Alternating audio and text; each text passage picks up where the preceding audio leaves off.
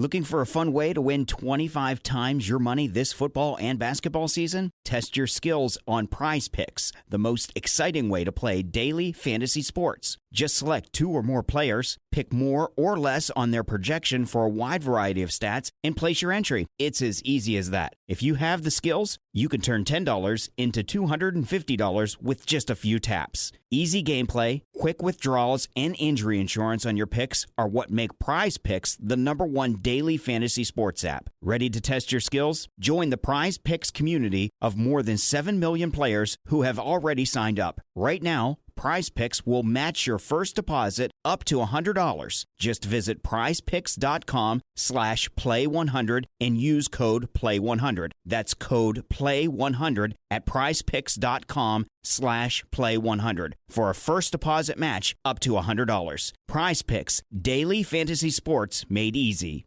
Hello, this is international football commentator Derek Ray, and you're listening to the Ranks FC podcast.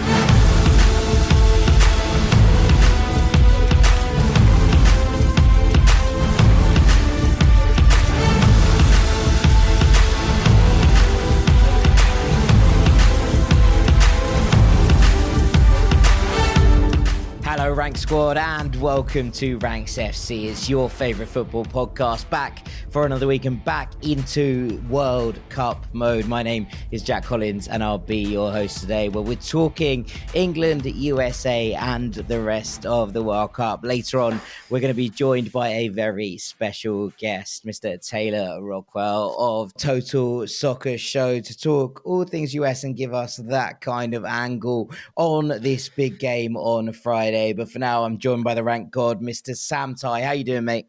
Hello, mate. Yes, I'm fully in World Cup mode. I'm very much enjoying it. We're on day 3, but it kind of feels like we're also on day 7, 8, 9 already. I kind of feel like I've been in this routine for a while. Maybe I'm slipping back into it nice and easy after the last couple of World Cups practice. Yeah, I mean, you're a well-practiced man, well-versed in this capacity. And, of course, our transfer guru, Mr. Dean Jones. How you doing, mate? It's coming home. It's coming home for Christmas. Football's coming home. I'm good, mate. Yeah. Starting to get into it a little bit. Trying to rev myself up. I've heard nothing but this the last 2 days. It's been quite something. But alas, here we are. We are. Before... 3 lions on a sleigh. 3 lions on a sleigh. Right. Okay. We're in that kind of mode, are we? I'm looking forward to having a discussion with Taylor. Up, mate. England, USA. What a game. You're very revved up. The Dean Jones household derby is how I actually refer to it. We'll talk about that in a bit, yeah. We will do indeed. But before we get on to that main chat and talk that game in some real detail, I thought things we loved this week were kind of replaced by things we found interesting at this World Cup. And there's a couple of topics, obviously, that have taken the headlines. We're not going to talk about England, although Dean has demanded that he talked about it in this section as well. I was like, mate, we can leave this out for a little bit later on. But this has been some shocks, some impressive performances, some things that have, I think, confused and obliterated everybody's senses in certain ways. So I thought we'd begin with them. And the big shock so far, obviously, has been the fact that the Argentinians have lost their first game to Saudi Arabia. Now, I don't think anybody saw this coming. And I've had some bad predictions in this World Cup, but I'm willing to excuse myself from anything involving Argentina because I think a lot of people were with me on that one. Yeah. Do you know what? I did see there was one guy on my Insta, and I wish I'd still had it on here right now because I'm not going to find it in time. But he sent he showed a screenshot on his story today, and he'd text another journalist, was like, "Do you know what? I've just got a funny feeling about the Saudis today." And the guy's like, "What?" And he's like, "They've actually been quite impressive in the last few games under this manager." The other guy just like basically shut up. And that's also not true. Like, as in, I wrote the bloody preview for the Saudi Arabians, and the sense of optimism around the qualifying period, where they were really good, was dissipated by the fact that their run up to the World Cup was pretty dreadful. Maybe they played some secret games you never saw. It's possible. Maybe there was possible. Yeah, there was something missing. But look, what a game! What a story! Like it's a freak result, isn't it? Like it is a freak result. Like Argentina should have been away by half time and game over. But you know, for bit of bad luck with the VAR calls and offsides, and then just not competing well enough in the second half when things weren't going their way. They got taught a very crucial lesson, and that is that you can't take your eye off the ball. You can't write teams off. You can't believe that you just turn up and win. England did it against Iceland, and we were taught that lesson, and it was one of the most embarrassing days in our football history. And, Roy Hodgson still is tarnished by that day.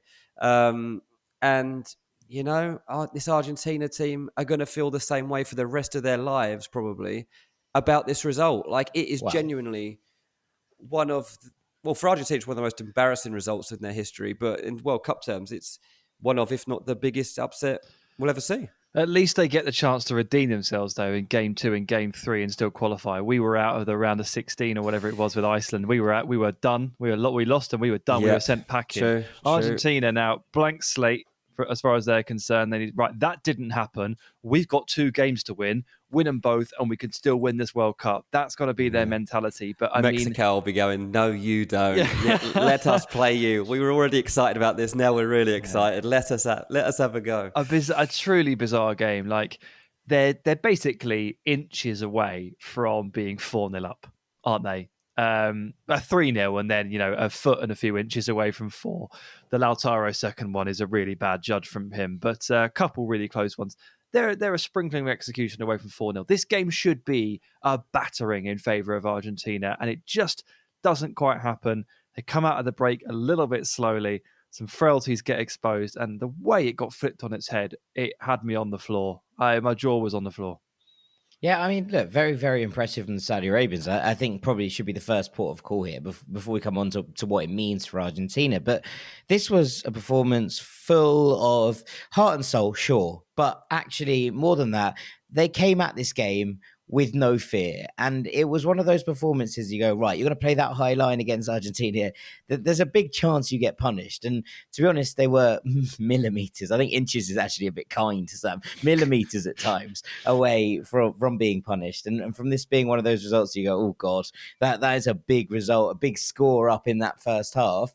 But they came out and kind of gave it everything in that second half, and they were really, really impressive. There was some really impressive performances across the pitch. We look at, Mohamed Kano, I thought was excellent in the first half, and a couple of other players stepped up. And, this is a team that lost their captain, on the 45-minute mark, and one of their best players in, Salman Al-Faraj, who I thought was really good in that first half. Someone who stepped up and was able to kind of wiggle out of those areas that they were finding problems with. They responded really well to the first goal, had a spell of pressure.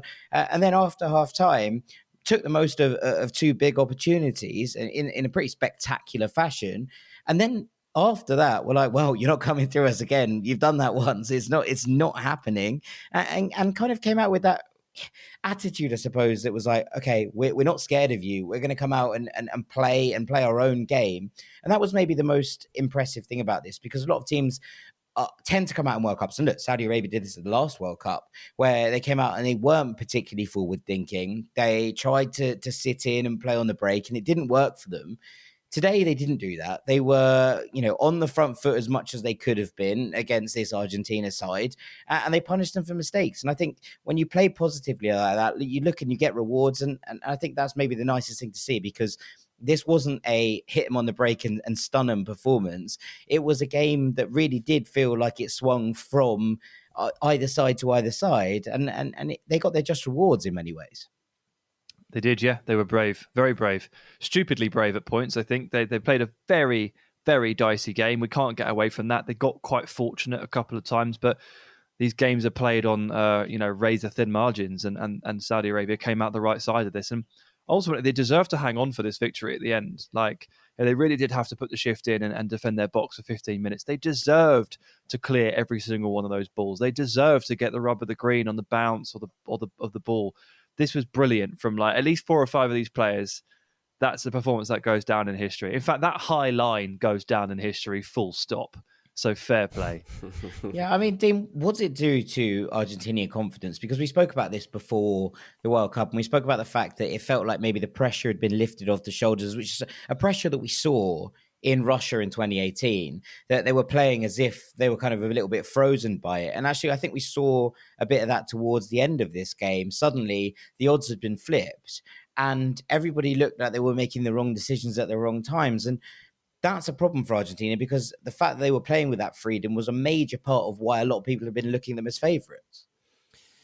That their mindset changed in the game. Like, they ran out there obviously expecting to win, and they would have won if those goals would have counted. Obviously, like, they are the better team, but suddenly they had to deal with the fact that Saudi Arabia were playing for the biggest moment in their lives, and that wasn't what they were expecting here. Like, once Saudi had that lead, Argentina's players were suddenly faced with a conundrum they absolutely were not prepared for at all. And the extra motivation, the extra drive that Saudi had to win or even get something out of that game, Argentina just couldn't match, because of they had an expectation to win. They knew that player for player, they were better than every single person they were up against. But psychologically, they couldn't get up for it in the same way that the Saudis were. This is what's remarkable about football, because it doesn't make any sense whatsoever, except the fact that, the adrenaline that is pumping through the Saudi players' veins. And the crowd. The crowd. Like, massive, the whole massive energy of the there, whole place. The whole of the Saudi energy was just unbeatable. It just couldn't... Argentina couldn't revive themselves. And even when it looked like they made a breakthrough, the goalkeeper was like a cat just springing up in the air. Like, it was remarkable. So, look, these games do not come along very often. And when they do, you have to enjoy them and just make the most of them. And you could try to dissect it. Like, ultimately, Argentina just came up against a force of nature, whereby they're probably not going to come up against again. And they were just shocked, I think. Yeah, fair. Right, let's move onwards, because we've got a lot to get through. Yeah. I would like to talk about France, who looked pretty scary from about 25 minutes in. They got a shock themselves against Australia when they went 1-0 down. And then France found their groove. And that, I think, is a problem for almost everybody else at this tournament. Yeah, apparently the announcer inside the stadium announced Kylian Mbappe as one to watch before the game. He was right. He was right. This lad's pretty good. Watch out for him. He's early 20s. 23 now, I think. Mate, he might make a mark. He has won a World Cup. Actually, we won the last time we were all here. Never heard of him. I was watching it, and obviously, like, this was almost looked like it was going the Argentina way.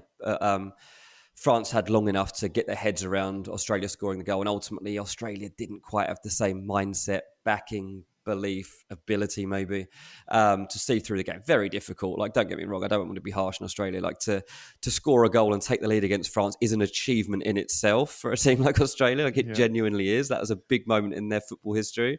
To hold on for it for as long as they would have had to was... Wow, it would have taken something, again, remarkable. But France, they got themselves back in it. And then when they were in their groove, it was quite scary, to be honest. I liked watching it, but I also hated watching it, because I'm very aware that England are probably going to face them if everything goes to plan, face them in the quarterfinal. I don't want to. I don't want to play them.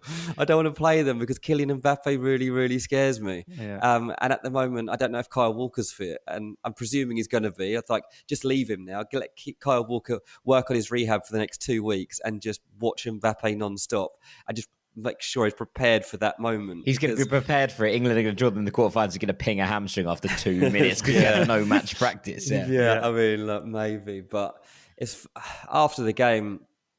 They said in the studio, like, so how do you stop Mbappe? And like Shearer doesn't know, right? So he's trying. No, I don't think anybody knows. Like, he was like, it's unfair to put that on him. Ask your winger to help you out, and like, I'm like, oh yeah, okay, mate. And he didn't really know what to say. Then Vincent Kompany like basically said that he's like, to be in not so many words, but he was like, you can't stop him. You cannot stop him. Like, look at him. It's about your team shape. It's about your mentality. It's about your timings. But ultimately, you can't stop him.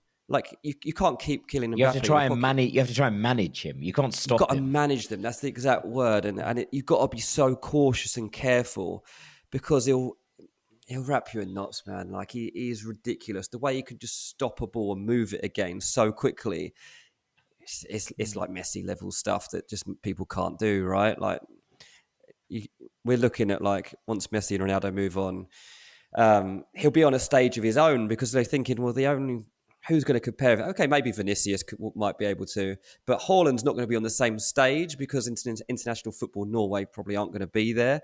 So you're thinking like, who's going to be competing with this guy on the international stage for the next 10, 15 years? And you're like, okay, could Saka do it? Maybe. Vinicius, maybe, but I don't know, to be honest. I mean, Musiala, but he seems so far ahead, don't you think? He's a fair bit older than Musiala. Yeah, he's far ahead, yes. And fair bit older than Saka as well, to be fair. But it's pretty scary stuff. The way France attacked down both wings was pretty scary. Dembele was excellent and probably deserves some credit. Obviously, Mbappe will take the headlines, and rightly so because he was sensational. But Dembele's ability to go either way on the other flank is not underrated. That would probably be doing it a disservice, but it's one of those things you're like, how do you defend against this man? Because he can make these things happen. And if he's in a setup that works for him and you can drift around players behind him and get people into spaces, he's almost impossible to tackle. And when you have Giroud in the middle, and look, Griezmann was brilliant in this game as well. And I'll come on to him. They're all brilliant, really, except Pavard. The front five in particular, and Adrien Rabiot stepping into that, we were question marks over Adrien Rabiot. There always are question marks because how does he respond mentally to different elements of this? But it's hard to look past his team at the moment, and Griezmann dropping in as playing the Paul Pogba role as you mentioned on our Patreon, Sam, and then Giroud, who's gone, oh, Benzema's out, don't worry, I'll just step up and be the main man once again at a World Cup. Yeah, there's not much you can look at this France side going forward and think, we can deal with that. You kind of need Dembele to beat himself, which he does about 50% of the time. Like if Dembele was Dembele at his best every week, then Dembele would be as good as Mbappe, and we'd all be talking about it. Like 50% of the time, Dembele takes one touch too many, one turn too many, whatever it is, and just ends up down a rabbit hole. And he can have those games sometimes where he tries too much. He tries too much. Mbappe doesn't have those games as often. He is a much bigger problem, of course. You just have to hope that you can stick with him, and maybe he'll run out of play because every now and then he takes a bit of a big touch. But I am grasping at straws. This is tough stuff to watch if you think your nation is a contender. And Teo Hernandez being parachuted in and putting in an absolutely stunning performance doesn't exactly help the nerves either. No, very much not. I mean, Griezmann dropping in, nice. Liked it. Tchouameni was excellent at the base of midfield, sweeping up. And people will say it's Australia, and therefore it's less of a test. But I mean, people will say the same for England, and I think those have been probably the most impressive two performances that we've seen. Well, it was just Saudi Arabia. I mean, yeah. So this is what can happen. We got to stop dismissing this sort of thing. A big win at a World Cup and a good performance on the opening game is something to celebrate and something to be excited about, no matter who it is and no matter who it's against. Jack, in this, you were just reading out all those names there. We haven't really talked about the centre-backs because it didn't feel like they needed to do very much. But Upamecano got 3 tackles and 3 interceptions. When did that happen? Well, I was impressed by the fact that I thought France had played their 4th and 5th choice centre-backs in this one. And I was like, okay, cool. That's what we're doing here, is it, France? We're playing it like that. That's how we're going to approach this tournament. So very, very impressive stuff. And finally, just as a kind of last point of interest, I wanted to talk about the fact that we've had about 300,000 minutes of extra time added to games. Now, we've had a full another game. Yeah, I mean, it's very much that. And we've seen games go on for long periods of time. There's a couple of strands to this in that what it's going to mean, you'd imagine, is more late goals later in the tournament as people try and see things out. And then you end up with 104 minutes as we did today in the Saudi Arabia versus Argentina game. We saw 14 minutes added to the first half of England-Iran. Obviously, there was quite a bad injury during that and 14 minutes were reasonable. But this is FIFA trying to actually put the the correct amount of injury time into games, rather than just going, okay, we've had a 10-minute stoppage, we'll add 6 on because 6 seems to please fans, we'll placate it. They're actually putting it in. And I'd imagine this is a precursor to the idea of the stop clock, right? Because this is what it seems to be, because people are like, oh, it's going on for too long, so therefore can we just add the stop clock and see how it happens? And to be honest, I don't mind it, because we've seen so many games happen where people are like, well, we haven't got the right amount of injury time, etc., etc. People have complained really heavily about that. As soon as you start adding the correct amount of injury time, people have started to complain about this as well. Look, there are plenty of things that FIFA have done wrong with this World Cup. Don't get me wrong. I'm not suggesting that this has been perfect by any stretch of the imagination. This is one of the things that I think that maybe they've got right. It's a new mental challenge, isn't it, for everyone, for us and the players, because you genuinely get towards the game not knowing how long's left, and you're guessing. But now you're like, rather than thinking, will it be 4 minutes, 5 minutes? You're thinking, is it 8, 9, or 10? And that's a massive difference at the end of a game when you've put all your energies into it, and you go chasing the game and towards the 90th minute, but you might have another 10 minutes after that. I mean, you're right. It's all about. It comes from. Pierluigi Collina was talking about it last week, and it's all about trying to have more active time in a game. And he's talking about, if 3 goals are scored in a game, like typically it takes a minute and a half, maybe even more, for that goal to be celebrated and to get the ball back on the spot and to restart the game. And that could be 5 minutes in itself. So then you also take in the stoppages from fouls and dissent or whatever else is going on. Substitutions, And it genuinely does add up to this. So, like, what we're getting is actually, we're watching far more football. But, if the game's not that good, I don't want to watch more football. So there's been a couple of games where I'm like, oh, can you just blow the whistle? Yeah, it feels really tough on like Saudi Arabia when they're like defending that game against Argentina for their lives. But they had 3 players booked for time wasting. I'm not willing to accept that they didn't deserve it. Time wasting is now a waste of time. Yeah, that's what we've got. That's which is supposed to be the point. So right? both the USA and Wales at different points in the game, basically in the opposite halves, when one was doing well and the other one wasn't, they were time wasting. And ultimately, all of that time got added on. And you could see it in the players' faces at the end. They were like, oh, this has ramifications now. Like, this is a bad idea. Someone's got a watch on us. Oh, shit. No way. They're timing us. It's mad. So I think people will adjust to this. Players will adjust to this very quickly. It will take a couple of games before they realise that actually a lot of the stuff they do is now being counted against them. But you can't take the ball to the corner in the 90th minute, because there's still 9 more minutes. You can take the ball to the corner. No, it's pointless, because there's 9. It's too early. Okay, right. You can take the ball to the corner in the 97th. In the 97th minute, take the ball to the corner, because there's only 7 more minutes left. Around for 3 more minutes, right? I'm surprised Infantino, when he counted that rant, didn't say, I am a stopwatch, because that would have been quite a good one. Well, Today, I feel like a stopwatch. Today, I am a stopwatch. Well, it would have probably been the most accurate thing he would have said in that bizarre Use rant, some stuff that's relevant to the tournament, mate. Speaking of numbers, inflated numbers, some of these attendances are making me giggle. Yeah. You're frequently getting 48,000 people into a game, into a stadium which holds 40,000 people, of which 25% of the seats are empty. That is a real achievement. Maybe they're all drinking in the concourse, because there's nothing to do in the half time. It's like you get their 45-minute switch from the fan bases. A 45-minute ticket. Yes, well, we shall see. Right, so that brings us to the end of our first segment. After the break, we're going to be joined by Mr. Taylor Rockwell, so don't go anywhere. Welcome back to Ranks FC, where it's time for the main thrust of this podcast. I'm delighted to say that we're joined by Mr. Taylor Rockwell of the Total Soccer Show. Taylor, how are you doing, sir? Mildly intimidated, because I feel like I'm already sort of nervous about the United States at this World Cup, and I don't feel like this is going to be a gentle conversation, especially with Sam. I feel like rubbing his hands together about the prospect of beating the United States. Oh no, I think I can feel your pain, if that makes you feel any better, sir. I wouldn't worry about Sam so much. I'd worry about me. Yeah, Dean's the problem. Sam's nice. He's the nasty one. But Taylor, I mean, look, to set the scene for you, this is basically a local derby for the Ranks FC audience, with a great vested interest in this game. A pretty high number of our listeners are located in the US, so got a lot of our more patrons, than the English, definitely. Yeah, and a higher percentage of our patrons are from the US than any other nation. So we've got a lot going on here. We've got a lot to cover. Traitors, the lot of them. It's a big one. Yeah. It's a big one.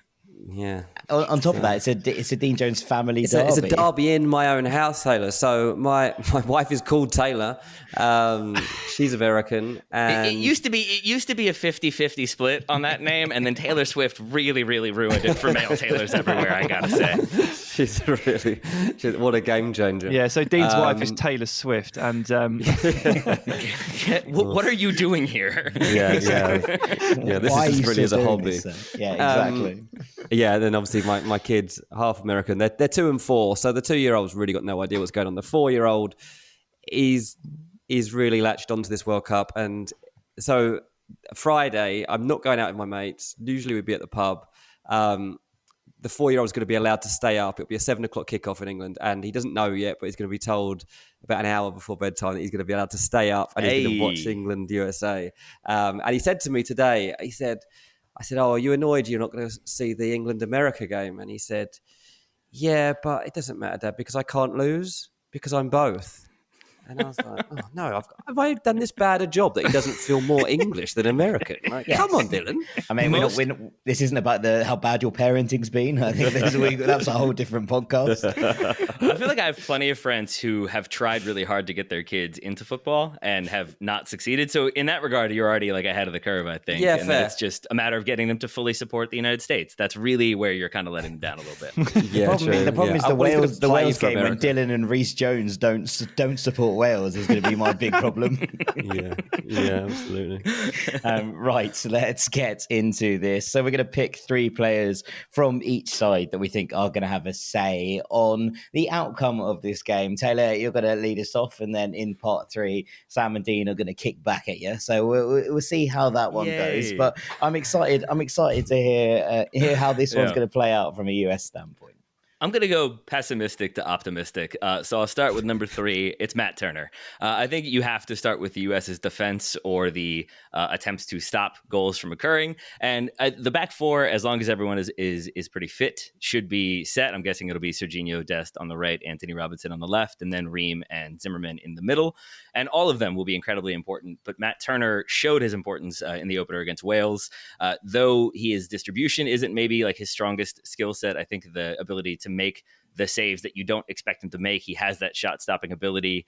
Folks who haven't watched the United States very much, he has that sort of Tim Howard ability to stand on his head when required. And I think against England, he's going to have to do that many, many times. And yes, I'm talking about a man who's a backup goalkeeper for Arsenal, but he is a very important player for the United States. And I think will be called upon regularly against that English attack. Moving towards the midfield, I think the second player, number 2 for me, would be Yunus Musa, who you all could have had, but he liked us more. So there you go. No, please. That's really we don't like that one. There's two that feel like they got away, and Musa is one. Musiala's the other. Really? You should try being Irish. Yeah. Half your squad feels like the ones that got away from where I'm we rate standing. Musa. Yeah, we do. We like Musa. Musiala also. Musiala's the evolved version in Pokemon, is he, of Musa? But it's 2 that we've lost recently, and it stings. And I thought Musa was really good in that first game as well. Really, really shifty with the ball, great progressor. And when you watch that and you look at our midfield, I actually do think there would be a place for him. He's made the wrong call. I would disagree with that. Wait, when you say 2 who got away, do you mean 2 who played for England and then went elsewhere? English heritage or nationality. So, Musiala played youth team for England and then chose Germany. And Musa obviously had his pick of 4 to 12 nations, whatever it was in the end. So no Erling Haaland for you, not ruining that loss at all. That was never fair. Yeah.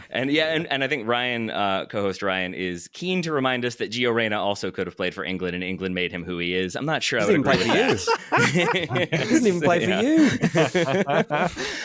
But Yunus Musa, I think, will be a hopefully very important player for the United States. I think he was about as anonymous as he has been in that game against Wales. I think against England, he is going to hopefully get more time on the ball. And I think especially in the way he can transition to attack, both with his passing ability, but specifically with his dribbling. We call it the Musa maneuver, when he can turn out of pressure and then carry the ball forward 30 or 40 yards. He tends to do it once or twice a game. And I'm going to assume against England, we're going to need someone to alleviate pressure individually, but then also in terms of team play. And I think Yunus Musa is the man who can do that. Certainly everybody else in the midfield, I'm guessing Tyler Adams starts as the number 6. Weston McKennie picked up a little knock. I would guess he goes anyway. If not, maybe it's Kellen Acosta for a more defensive side of things. Maybe it's Brendan Aronson. But either way, I think Yunus Musa is the midfielder that I'm putting my trust in.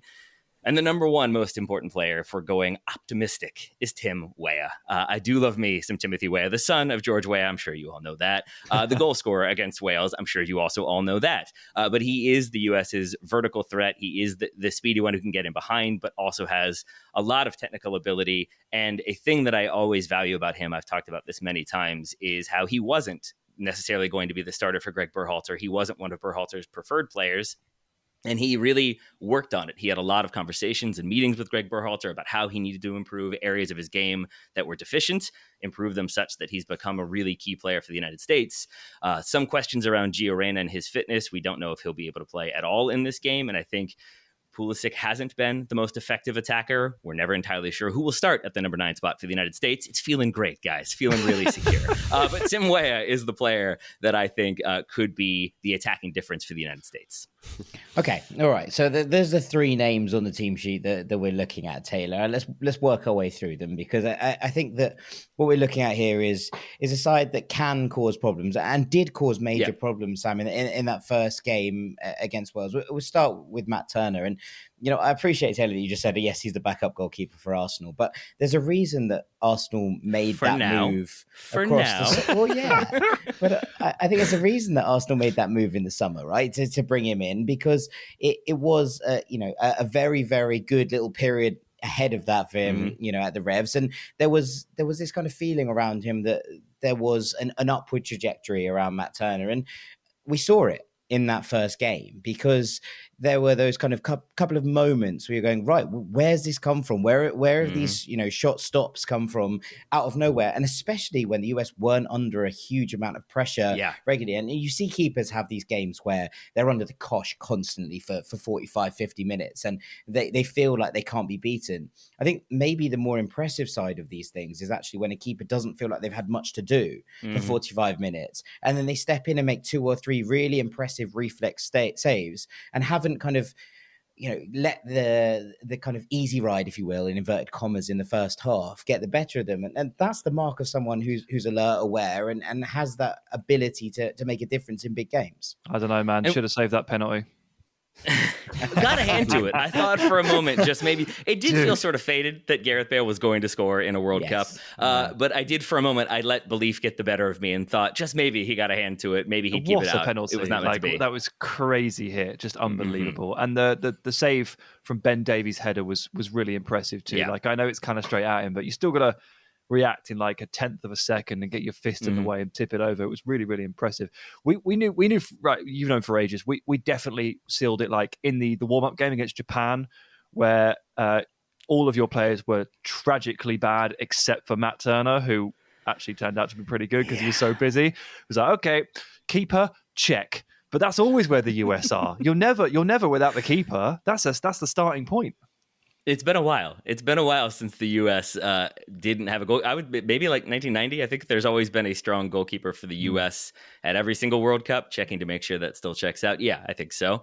And I think with Matt Turner, my hope would be he goes to Arsenal under Arteta. He improves the distribution a little bit. Not to say that he can't pass a ball. He can.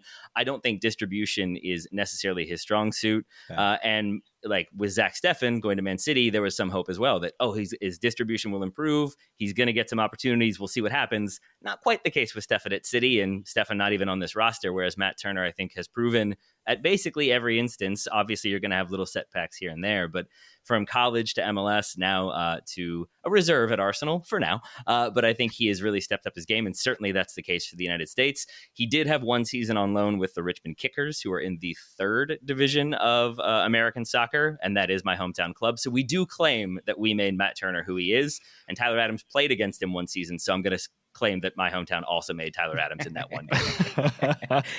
I think they're fair assumptions and fair claims. I mean, I don't see how they're not. Yes. No, it all adds up to me. Let's move into Yunus Musa, because he has been Well, we talked about this in various ways before the World Cup started, but that MMA trident in midfield, if you will, I know Dean's a massive fan of this midfield trio and the way that they operate as a three. And what I really like about them is that they seem to cover for each other's weaknesses more than anything. But going into this season, I was looking at Musa and being like, right, sure, I know you can do that. The Musa, would you say the Musa maneuver, as you're calling it? That I know you can do that twizzle out of pressure. I know that you can produce these kind of line breaking passes. What I want to see is a little bit more snap, a little bit more aggression. I was like, I wonder who's managing him this year. Oh, it's Gennaro Gattuso. Excellent. If anyone's going to bring that snap into his game, Reno seems like a good man to have at the helm. And I think we've seen a little bit of that, just that development of his kind of ability to kick and punch is probably the wrong phrase in this manner, but just that kind of little bit of aggression that I think Tyler Adams and Weston McKennie definitely have in spades. That little bit of a niggle in him to kind of make sure that things work out, to pull the shirt when he needs to. There's a little bit of nastiness, a little bit of gamesmanship, just to make sure that everything is managed. And I think that was the kind of last bit of his game I was looking to. And now when you see him play, it does feel like he's one of those complete packages. CONCACAF will do that for you. If not Reno Gattuso, then playing in CONCACAF. And I think that was a pretty sizable difference for a lot of the players who were dual nationals and came into the U.S. But playing away from home in Central America, in the Caribbean, and World Cup qualifying, I think it was a rude awakening for some of the guys. And I think they had to get a bit more practical in their approach and be okay with getting into a scrap, a bit of a fight, getting some kicks in there, receiving some kicks, and learning how to deal with it. That's what CONCACAF will do to you, especially when you're the United States, and you've earned a reputation that I think Central American countries, not necessarily from the soccer side, from maybe the geopolitical side, like to kick some Americans, and I think it's probably fair that they do. So I think Yunus Musa figuring out how to sort of navigate that while at the same time still being a very important technical player for the United States. I think his game has definitely rounded a bit, and now it's that next level. I think he's the one who is probably most capable of getting a big move with a strong performance here, a strong performance the rest of the season. I think that's a pretty common consensus, is that if we see a strong World Cup from him, I think there will be some suitors for him, especially with Valencia often inclined to sell players. So I think in that way, also a pretty important World Cup for Yunus Musa. Yeah, they do love a sale, don't they? Love a sale. A little quiet maybe against Wales at points, but still flashed the ability at points as well. Like there was that striding run about 30 meters or so where he nips it past a player, a pocket opened up and he just burst into it. And like that kind of like 0 to 60 range, he's got that. Like he accelerates out the blocks and just bursts into space like pretty much no one else in this team except Tim Weah can actually do so. So in transition, you've got, Weah over the top, sure, which we can get to, but Musa through the middle.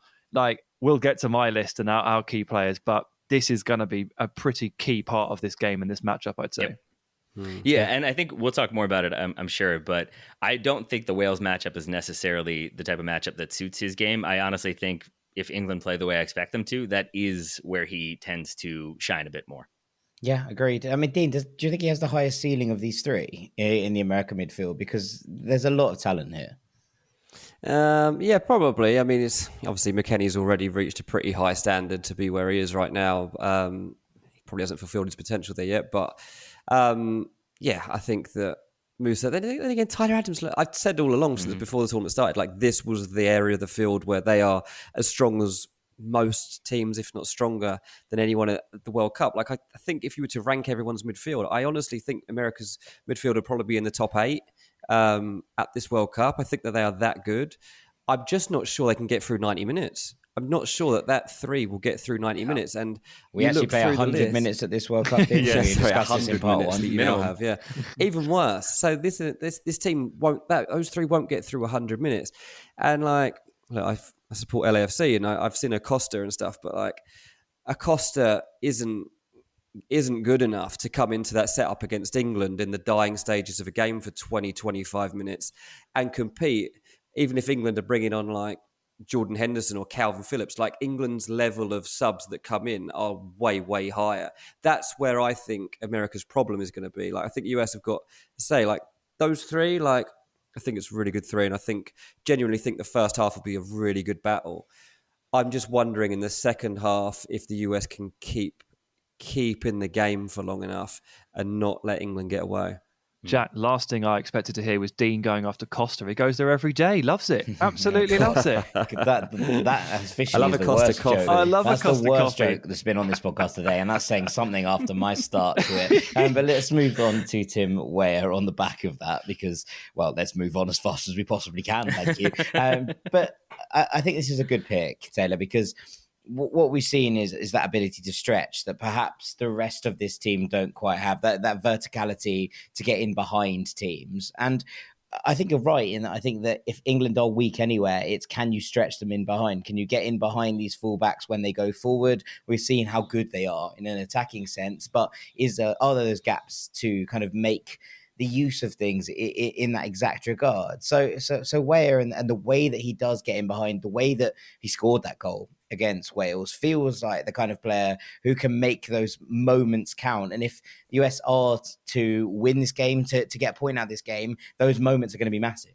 Yeah. I think he's also a player who, in my mind, is the most inclined to play on instinct in those moments. I think that goal is entirely seeing the goalkeeper, knowing where you are in relation to the defense, knowing where the ball is rolling, knowing what's opening up, and then being able to execute all in a fraction of a second. I think there is an opportunity there to overthink it and maybe just try something too elaborate. And he goes for the practical finish, even with the outside of the foot, gets the lift he needs. And I think there are other players in the U.S. attack, cough, cough, Christian Pulisic, who may be a little bit more ponderous on the ball, a little bit slower to make some decisions to pull the trigger. And I think that is maybe the difference maker in this game is pulling the trigger, making those decisions as quickly as you can against a team that will be much stronger than Wales. Yeah. No disrespect intended, but also some disrespect to Wales. What do you think of Pulisic's mentality coming into this game? Because he is your biggest player, right? He is the guy that has a lot of responsibility on his shoulders in a global sense. And if you're a casual football fan, you're expecting Pulisic to step forward. But he's coming up against a team that know him well. Mm-hmm. Like he's been in England long enough. They know what he's about. Do you trust him? Do you trust Pulisic? Obviously, the fact you've picked Weah suggests that you don't. I mean, Yep. You are correct. That's a big correct. stage to be at this stage of Pulisic's career, isn't it? Like, that's quite strange. Yeah. It reminds me a little bit of like Wayne Rooney getting frustrated with Manchester United and how you'd see him start dropping deeper and deeper to try to pick the ball up. That's what you do not want to see if you are a US fan against England. You don't want to see Christian Pulisic coming into the midfield, dropping deep to try to get it off of the fullback or the center backs. And I think he does do that. I think he gets a little bit impatient. I think he wants to be on the ball. Where he is at his best is when he is on the ball, but driving at an opponent, taking people on in those 1v1s, and then making the play from there. If he has to come deep, get the ball, turn, and then try to attack that space, you're just starting him so much deeper that it's not going to be nearly as effective. But that is a thing he tends to do in games like this, where he feels like he has to be the one to perform, the one to kind of meet those expectations. And I think also, if you get him mad, sometimes that works and he becomes that next level player. Sometimes he gets a little bit too focused on that individual battle. And that's something that Mepham, I think, pulled off pretty well for Wales. And maybe that's the thing that England could do to him in this one. Just a few little kicks, a few little laughters, and maybe that takes him out of the game a bit. Yeah, I think that's all fair. I mean, Sam, just coming back to Timothy Weah for a second, the goal that Iran scored, the first one, yes, I appreciate England are, 4-0 up at the time. So maybe things are a little bit different, but it does kind of come from stretching on that side, from getting in behind between the fullback and the centre back and making it count. And that feels like the kind of spaces he can play in. It does, yeah. It feels like the kind of little spot that he can slip into and then just very quickly make their decision. The beauty of that Taremi finish is that it all happened in the blink of an eye. It happened so quickly that Pickford had barely realised the ball had gone past him. It was just one of those things. And if Weah is the one that can execute in that spot, then fair enough. That's probably the value that he holds. Iran had actually managed to work the space quite well and have the ball for a while there, but possibly the first time in that entire game that they'd had the ball for 20, 30 seconds, done a rotation on the right-hand side, fed a ball through, pushed a player to the outside. I can imagine that the USA will have far more of the ball than Iran did, because that's not difficult. So the potential for those moves to occur is higher for sure. Okay. All right. Well, let's leave this segment there and we'll come on to the opposing side of it, where we're going to battle away at what's going to happen between England and the US. We'll be back after We the already break. fought that war twice. You can't try to claim this again. We'll be back after the break. Don't go anywhere. Welcome back to part 3 of Ranks FC. Let's flip this to the other side. Sam, we've heard Taylor's 3 players for the US who are going to cause problems. Time for you to riposte. Yeah, okay, so 3-1. Looking at the most important players in this fixture, and I'll start with Harry Maguire. I feel like that's where a lot of the conversations around England start nowadays, isn't it, guys? It's almost always about Harry Maguire. Coming into the tournament, it was... Can he still play football? He doesn't really do it anymore. He doesn't particularly do it very well. Please don't let us down, Harry. Please don't let us down. And he did not let us down in that first game. And we've all been at incredible pains to point out how good he was because he needs the confidence. It's a shame that we didn't get the clean sheet to really hammer that home. And it's a shame that he ended up coming off ill. But he's a really, really important player for Gareth Southgate. He's also a very, very important player in the context of this fixture for 2 key reasons. The first is I do expect the USA to apply some pressure to us, like they did in the first half against Wales, pressing and counter-pressing, because when they stopped doing that, they got run over, so they best start doing that again. So our centre-backs are going to be under some pressure, and Maguire's ability to dribble out of pressure and play out of pressure is going to be under scrutiny, as is everybody else's, John Stones, everybody else, but Maguire's the one that everyone's going to focus on. The other point is, I think this USA team may be a little vulnerable to us on set pieces because it looks quite a small team. Now, obviously, it depends on a couple of the selections, but England should tower over the USA. And chief among those people towering over those other people is Harry Maguire, the massive, massive man mounted with a big slab head, Harry Maguire. He should be absolutely pivotal to us in set piece situations. So he's who I've got at number 3 for 2 reasons there, attacking and defensive. I mean, Dean, you loved this as a narrative, and you were talking about the fact that there were various things around Harry Maguire that people were pointing out. He was also your pick for the opening goal in this fixture, which is a pretty brave pick. But considering he hit the bar before anyone had scored on Monday, it doesn't look so brave now.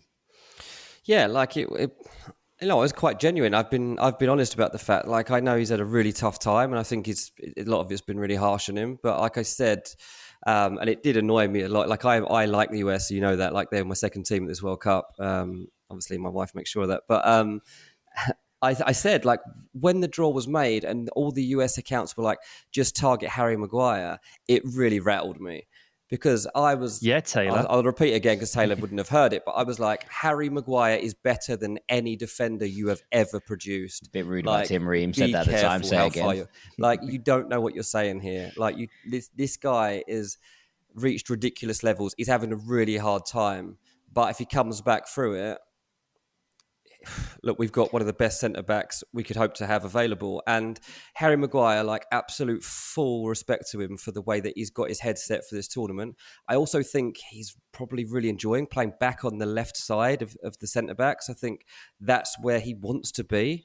He's not there for Man United anymore. He'll probably never play there again for Man United at this rate. But he'll be enjoying the fact that he's there. And what you get from him is an angle of pass and a through ball that a lot of people aren't capable of. There was one goal against Iran, and I can't remember which one it was because we scored so many. It's the Bellingham. It's the Bellingham. You poor lamb. You scored so many. So difficult. But there was one pass where he brought it forward and he played this perfect pass, really sharp and really quickly into someone's feet, and we sprung 2-3 passes off at the back of it. And someone scored. I can't remember, I lost count. But it was like in that moment, I was like, that is Harry Maguire. That is what Harry Maguire used to do. We haven't seen him do it for a long time. And I'm confident now. Like, I actually do think the US will score in this game. I do think that we will concede a goal in this game. I think we are susceptible to conceding in most games, to be honest. But generally, I'm very confident in Harry Maguire, and I think we're in a good place here. What's the narrative around Harry Maguire, Taylor? Because I know that Dean has picked up these things, and I think they were the narratives maybe a couple of months ago when this draw was made. But he is a person who's kind of always performed for England on this international stage. I think y'all are probably right that it's very easy, and I think the probably lazy narrative has been he doesn't play for Manchester United, he's not that good, we can get at him, and it's telling that I have to go back to the only one I would go with is Eddie Pope, a racism, and I won't allow that. Eddie Pope is probably the best center back the United States has ever had, and Harry Maguire is probably better than Eddie Pope, much as it pains me to say. So you're absolutely right that I think they would start him for sure, and they would love to have Harry Maguire in the U.S. national team.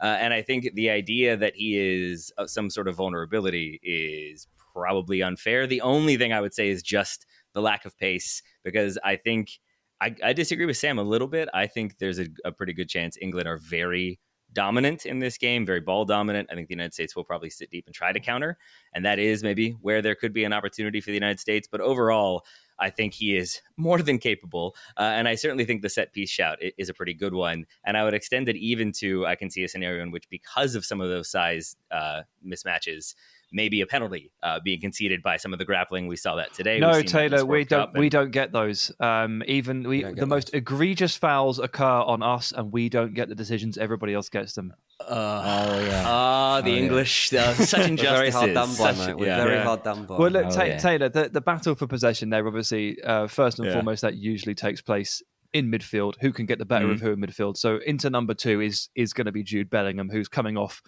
the performance of his life, more or less, at least on the international stage. But given how important these games are, and that given they're such landmarks in players' careers, and given he scored his first ever goal for England in it, that was probably the greatest day of his life in football terms. And he's already achieved quite a lot, even though he's still only 19, although we do say he's the oldest 19-year-old in the world. Centre mid, hugely important in any game, particularly with two strong sides.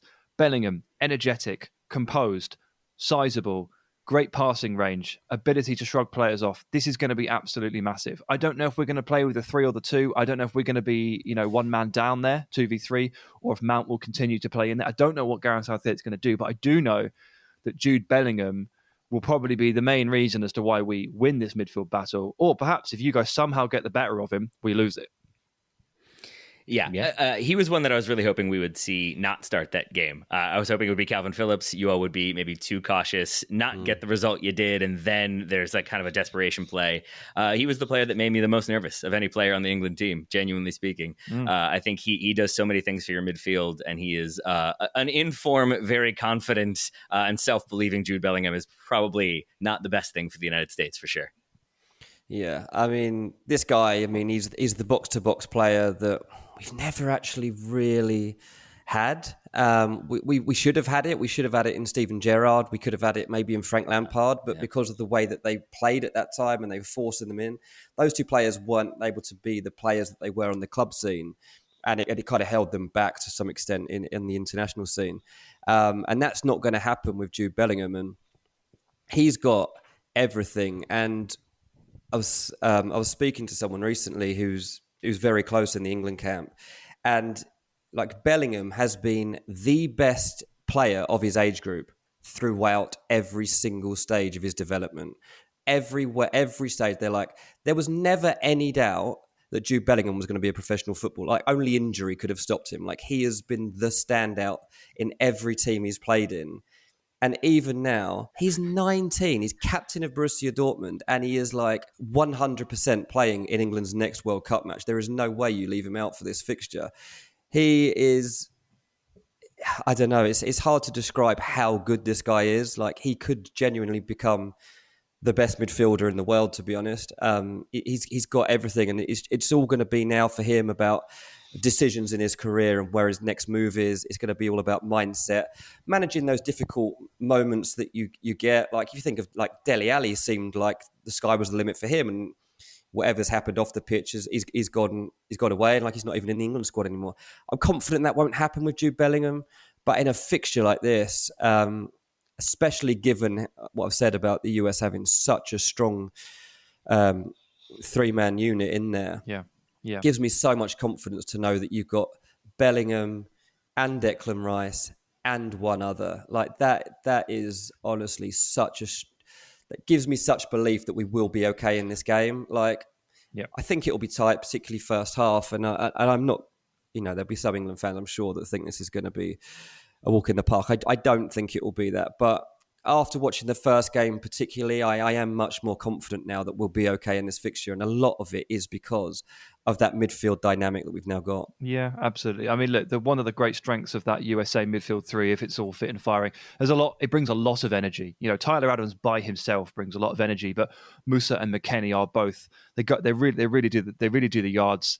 They've got great mobility. They've got great aggression at times. That can overwhelm teams. Like there's certain teams in this tournament who may feel like they are, better than the USA on paper, but the USA would overwhelm them in midfield. We've already seen certain teams just completely fall by the wayside to just physicality and energy. Never a concern for us. Thanks to Jude Bellingham and thanks to Declan Rice, of course, but Bellingham's the star boy and he's the talk of the town, right? Taylor, are you all right listening to all this? I mean, it's not my favorite thing. I'm not going to lie. No, I mean, I think if we're having the conversation about like who is technically the better team, there's no question. Like it's England, and England. But we were favorites technically for a the better reason. team the last time we played you, and it ended 1-1. So Well, this is the thing. Yeah. This is where there is, I think, grounds for optimism. I also think this is a U.S. team that, again, I don't think they want the ball, and I think that they tend to rise to the occasion when the situation requires it. And this would be one of those moments where I do think playing against England in a World Cup, especially for players that were eligible to play for England, maybe there's that extra bonus as well. Yeah. And just like the Premier League nature of some of these matchups as well. Like I always wonder, like Tyler Adams is now a Premier League player, Christian Pulisic is a Premier League player, Tim Ream, Matt Turner. A lot of these guys are newly now Premier League players. Yeah. I always wonder how much that does to just add some energy to that and just add some fuel to the fire, and how much they really want to turn their colleagues over. Like Pulisic doesn't want to lose to Mason Mount because he Does has anyone want to? Does anyone ever want to lose to Mason Mount? I don't think so. That's not a thing anyone's comfortable with. He has to battle Mason Mount for his position in the Chelsea team, and he goes away for a nice holiday in Qatar. Oh, yeah, he's here again. On the same pitch. Unbelievable. No. Right. Let's move on to number one. And it's where I've put Harry Kane, but it has to have an asterisk because he's having a scan on his ankle. So let's call this England's striker. Now, of course, it's easy to say, goals win games. Strikers are obviously massively important to how things go. You have to execute in the same way that, anyone does. But with Kane in particular, just the way that he played against Iran, and particularly like that take the ball he took in off Pickford, the goal kick, take, turn, pass for I believe it was the Rashford goal. Just unbelievable. And like as much as obviously this podcast loves Tim Ream, like he and Walker Zimmerman cannot deal with that. So if Kane's there, fantastic. If it's not going to be Kane, we need to be looking at that USA against Wales game. We need to be looking at how Kiefer Moore hurt you. And he really hurt you. Keith the Chief was at it again, and he was brilliant. I can't believe you didn't go Chief Keef there. Like, it really, really hurts me that your leverage there has not gone to the rapper. His name is Beefy Keefy, and I will accept no substitutes. Thank you very much. Look, the way he put it up, on that second half, the way the dynamic of the game. That's a gentle way to put it. Thanks, Sam.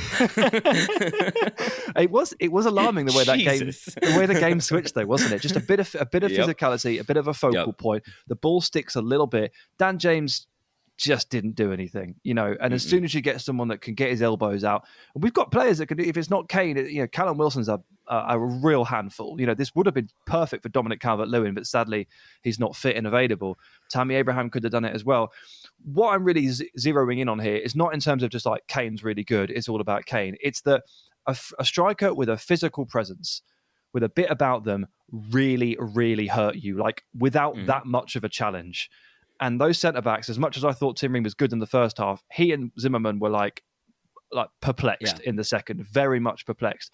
And I'd be really worried about that from a US perspective, because it doesn't matter who we field, they are going to do more than Kiefer Moore did. Everything you said is correct. It's not Kiefer Moore who draws the penalty. It's Gareth Bale. And that, to me, is why Harry Kane is such a threat for the United States. Was it the Sterling goal that he has the assist for, Kane? He's got the Rashford goal. He got two assists. He got two, though. Yeah. The first one, whichever the first one was, where he basically... Oh, yeah, he crossed it, and he did, yeah. He and he does Sterling. that... Watch it again. Like he picks his head up, sees the play developing, and does not pick his head up again until the ball is gone. And in there is control, a turn of direction. He throws in a move, then he gets another touch, then he plays that ball in. And that's all just awareness, situational awareness, but also just technical ability and skill. And against the U.S. team that apparently likes to concede penalties when they don't need to, I would be very nervous about them trying to kind of track the movement of Harry Kane while also paying attention to all the other attackers in there. So I think absolutely Harry Kane is a player that I am scared of for more than just aerial prowess or anything like that. Yeah, I still think Kane is underrated and underappreciated in this country. I really do. Like, he's, for whatever reason it is, maybe it's because he plays for Tottenham. Maybe it's because he's not a heartthrob. Maybe it's because he doesn't come out with any great lines ever. Like, I don't know. There's not this like whole thing around Harry Kane that there would be with most other players that have achieved what he's achieved and are as good as he is. But I think it suits him perfectly. I don't think he wants any of it either. And that is why I love him as England's captain. I really hope he's fit. I think the signs are that he should be okay. He was included in running today. They did a recovery session, and Kane still did the run. So he was involved in that. So there is hope that he'll be okay. It would make a big difference. Like, I really rate Callum Wilson. I do. And watching him firsthand this season when Fulham played against Newcastle, he's extremely physical. He's a much better player, actually, than I'd ever given him credit for until I'd seen him in person. Like, he's got a lot about him. But he's not Harry Kane. I was going to bring that up because I watched him pocket Harry Kane, but I didn't watch him pocket Callum Wilson. Let's put it that way this season. Couldn't. Yeah, I mean, Wilson gave our defence an absolutely horrible time. So he'll, I'm confident he can do something, but it's not what Harry Kane does. And like you say, Kane in this team actually is not really the goal scorer at the moment. The 6 goals and Kane gets none of them, but he was involved in a lot of them. And like you say, Pulisic drops off and stuff. Well, Kane's kind of doing other work beyond the 9-2, but that's okay because we've got Sterling who loves it when people do that for him. We've got Saka who loves those spaces open up. We've got Foden who can come in and make the most of that. Mount will drive out of midfield and make the most of that. Callum Wilson will eat up chances if he's on there. Like, Grealish will come on. We've got so many players that can score goals. So Harry Kane doesn't even need to score goals in this team, and he'd still be the biggest threat on the pitch. That is how much he offers. And so from a US point of view, even though Callum Wilson is a really good player and, would cause big problems, I'll be praying tonight that he doesn't get through that scan and that he misses this game. It sounds like he's going to be fine. Are they just giving out scans? Can I get one? I've got a dodgy ankle. Yeah, you've got a dodgy lot of things, but that's again something for another podcast. Yeah, I mean, it's just not good news. Like, even if he feels okay, if that scan shows anything, they won't be able to play him. That's the fear. Like, if that shows up, because Tottenham won't let him do that, it's not. That's what you have to consider these days. If anything shows up, the club doctors at Tottenham have to know about that, and they'll be like, "We can't play. Like, that is just not allowed." So, unfortunately, like, that's what's scaring me the most, just in case anything shows up on this.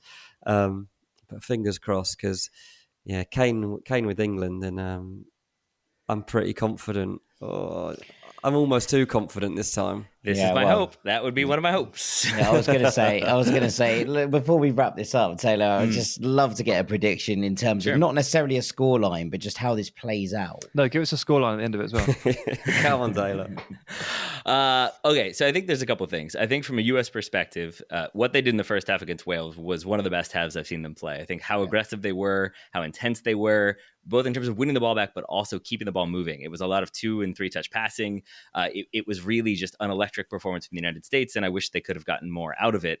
But then that second half, they, I think, recognized they don't have the fitness to play that way, and they sit deeper. And I get that's where, Sam, you're probably coming from with the idea that, like, that didn't really work for them. They could be bossed in that way. So maybe they're going to come out aggressively. And I think if they do go aggressive, like we saw against Wales, that has to be something they commit to for the entirety of the game.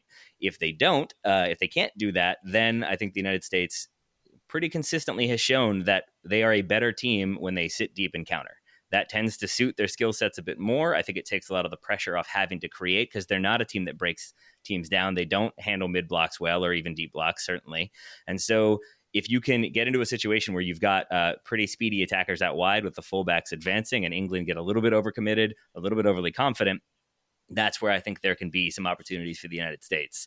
I don't think they do a very good job of switching up approach. I don't think Greg Berhalter makes a lot of particularly drastic in-game adjustments. I think sometimes he's labeled as a person who gives too much instruction, if anything, and that sometimes is to the detriment of the team. So I think it has to be a unified approach from the jump. My guess is that they will end up being more cautious in that approach, especially if Weston McKennie can't go. That's where maybe it's Luca De La Torre, maybe it's Brendan Aronson, but more likely to me is it's Kellen Acosta and it's a 4-2-3-1 and they just try to shield and then hit on the break. I think either one is going to be difficult for the United States to find a way to not concede and maybe just get that one goal. So I do think there will be goals in this, and then it's how the United States responds to going a goal down if that's how it plays out, or to an equalizer if they jump out to a lead. I would really like to see the U.S. be aggressive from the jump. I think taking it to England is not a thing that Gareth Southgate will expect.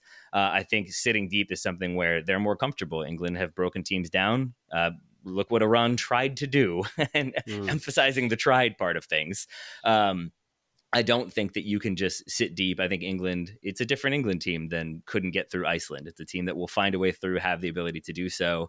And the individuals on the bench, as has been pointed out. So I think for the United States, it's sticking to one approach and hopefully having the players you need to make that approach happen. Whoever starts at number 9 will also be a pretty good indicator of what they're trying to do. If it's Jesus Ferreira dropping deep, that means that you're going to have Pulisic, and maybe it's Reina, maybe it's Weah playing more centrally. If it's Josh Sargent, then he's more of the target option, the hold-up guy. So I think that will also give you an indicator of what they're going to do.